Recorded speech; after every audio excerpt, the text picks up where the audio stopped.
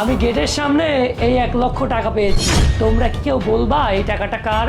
Sir এই টাকাটা আমার, মানে কখন যে পড়ে গেছে খেয়াল ছিল না, পরে মনে হয়েছে খোঁজাখুঁজি করছি আর পাইনি। স্যার টাকাটা আমার, দিয়ে দিন। আরে স্যার, এই টাকাটা আমার। গেটের সামনে কখন পড়ে গেছে বুঝতে পারেন নাই স্যার, টাকাটা আমার।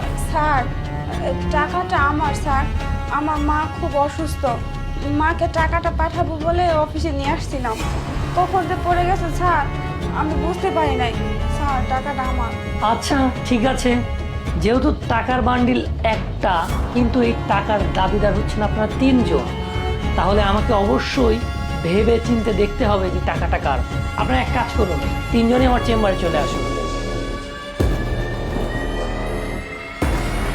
আচ্ছা মিস শান্তা, এই টাকাটা শুধু এক বান্ডিল, কিন্তু আপনারা 3 জনই এই টাকা দাবি করতেছেন। আচ্ছা আপনি বলুন তো, আমি তো এই মাসে স্যালারিও দেইনি।